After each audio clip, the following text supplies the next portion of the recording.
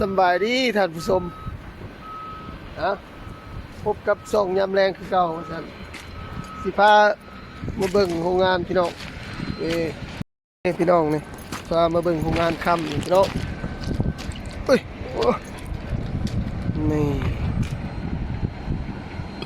โอ้แจ้งนี่พี่น้องบรรยากาศยามแรงพี่น้อง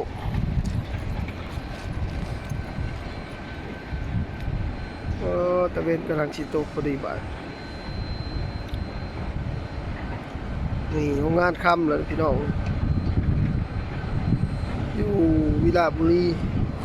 สวรรณเขตลาวเลยพี่น้องเด้อนี่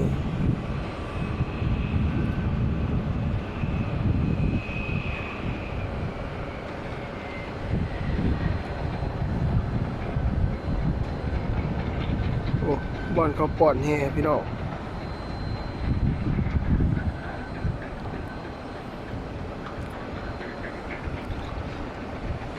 ตัวนี้เนาะตัวโรงงานค่ำตัวพุ่นจะเป็นโรงงานทองแดง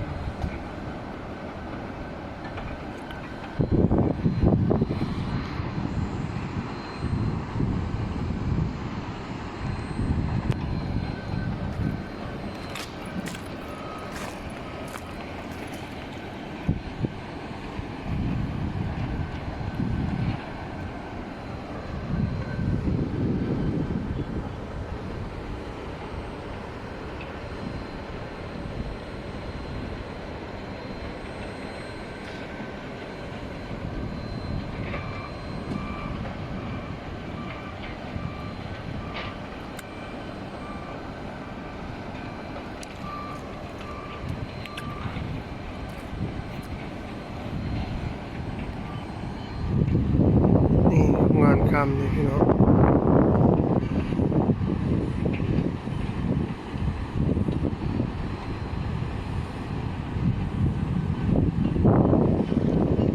มันเป็นรางเป็นเข้มนอนพี่น้องคนงานนอน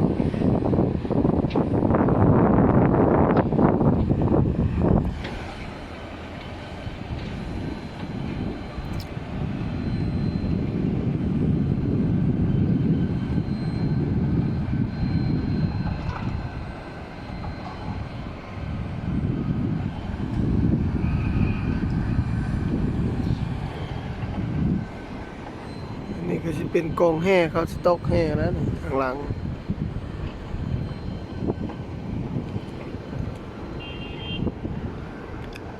รถเขาแก้แห่ไปปอนจะ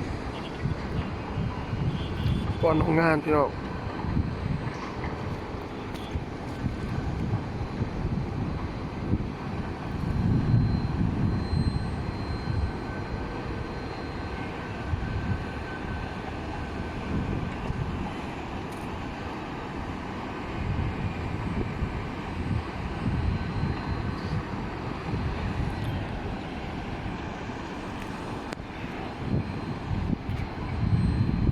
ตัวน่ะโรงงานออกซิเจนนะพี่น้องตัว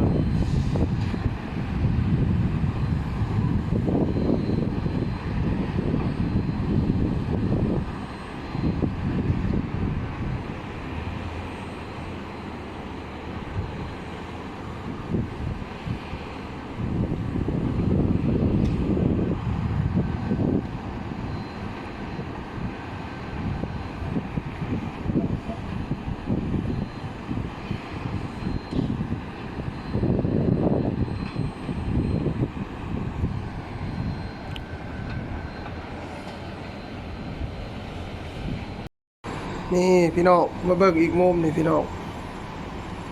นี่ปลากระเสือรถมันรอถอกแห่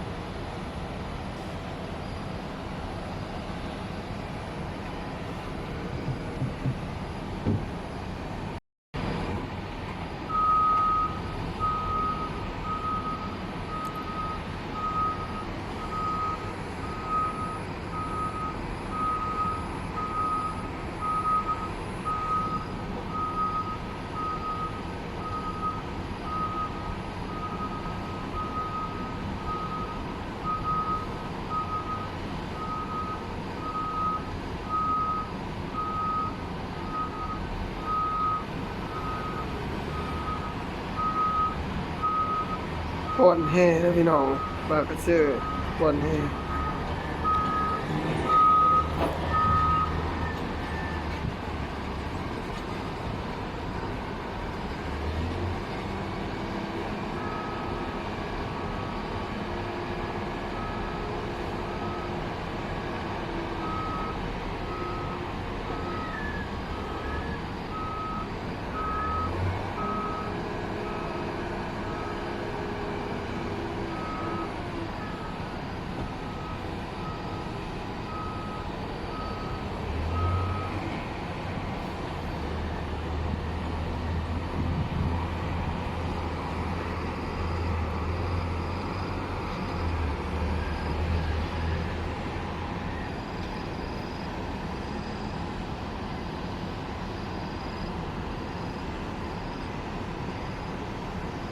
มันก็สิไหลมาพี่แล้วพี่น้อง